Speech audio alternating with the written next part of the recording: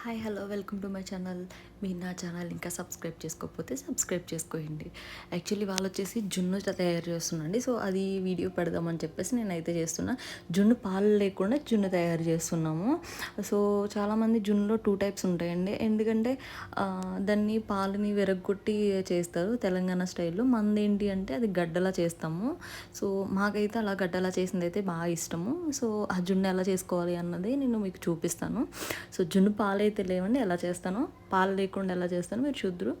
And ఫస్ట్గా బెల్లంని చెదగొట్టుకోండి. అది చిన్న చిన్న ముక్కల కింద చెదగొట్టుకుని నేను మిక్సీ అయితే పట్టుకున్నాను. బాగా మెత్తగా చెదగొట్టుకోవాలంటే అది అవ్వట్లేదు. సో అందుకని చెప్పేసి నేను మిక్సీ పట్టుకున్నాను. యాక్చువల్లీ నేను 2 ప్యాకెట్స్ జున్ను పౌడర్ తీసుకున్నాను. మీకు పాలు లేవన్నాను కదా, పాలు ప్లేస్లో ఈ పౌడర్ అన్నది తీసుకున్నాను. సో ఈ పౌడరు మేము ఒక 3 ఇయర్స్ నుంచి 4 ఇయర్స్ నుంచి 3 ఇయర్స్ నుంచి అని కూడా మేము వాడుతున్నాము. టేస్ట్ చాలా చాలా బాగుంటుంది. సో జున్ను పాలే ఉండాల్సిన అవసరం అయితే లేదండి. సో ఈ పౌడర్తో మేము ప్రిపేర్ చేస్తాము. సో నేనైతే 2 ప్యాకెట్లకి 1 లీటర్ పాలు వేస్తాను. 1 లీటర్ వేస్తాను. సో ఇంకా తీపి అన్నీ చూసుకున్న తర్వాత పాలు యాడ్ చేస్తాను. సో నేనైతే పాలైతే యాడ్ చేస్తున్నాను. బెల్లము కరిగే వరకు కూడా చేత్తో కలుపుకోండి. ఎందుకంటే ఎక్కడైనా చిన్న చిన్న బెల్లము ఉంటాయి కదా ముక్కలు లేకుండా మొత్తం చేత్తో మంచిగా కలుపుకోండి. నెక్స్ట్ కలుపుకున్న తర్వాత షుగర్ సరిపోయింది లేదో ఒకసారి టేస్ట్ చూడండి. ఒకవేళ షుగర్ సరిపోకపోతే కనుక బెల్లం యాడ్ చేసుకోండి. అండ్ నెక్స్ట్ వచ్చేసి యాలకులు పౌడర్ వేస్తున్నాను. మీకు ఒకవేళ ఇన్కేస్ ఇష్టం ఉంటే వేసుకుంటే చాలా బాగుంటుంది. యాలకులు అండ్ మిరియాలు కూడా దంచేస్తున్నా. మిరియాలు మరీ ఎక్కువ మెత్తగా అయితే దంచకండి, కచ్చబెచ్చగా దంచుకుని కొంచెం చెక్కబద్ద ఉన్నట్టుగా సో దంచుకుని యాడ్ చేసుకుని సో దాన్ని కూడా బాగా కలుపుకుని నెక్స్ట్ జీడిపప్పు వేస్తున్నా. మెయిన్ జీడిపప్పు వేసుకోవడం వల్ల టేస్ట్ చాలా చాలా చాలా బాగుంటుంది. యాక్చువల్లీ జీడిపప్పు అంతకుముందు నేను నార్మల్గా చేస్తాను. మా అత్తగారి ఫ్యామిలీలో చిన్నత్తయ్య ఒకసారి ఇట్లా జీడిపప్పు వేస్తే బాగుంటుంది అని చెప్పేసి ఒకసారి ఇచ్చారన్నమాట. అంటే టేస్ట్ చూపించారు. యాక్చువల్గా జున్ను అంటే ఇష్టం కదా. సో ఆవిడ నాకు కప్పు ఇస్తే అది జీడిపప్పులు అయి ఉండడం చాలా అంటే టేస్ట్ చాలా బాగా నచ్చింది. సో అందుకని చెప్పేసి నేను అప్పటి నుంచి జీడిపప్పు ఇవైతే వేస్తున్నాను. కానీ టేస్ట్ చాలా బాగుంటుంది.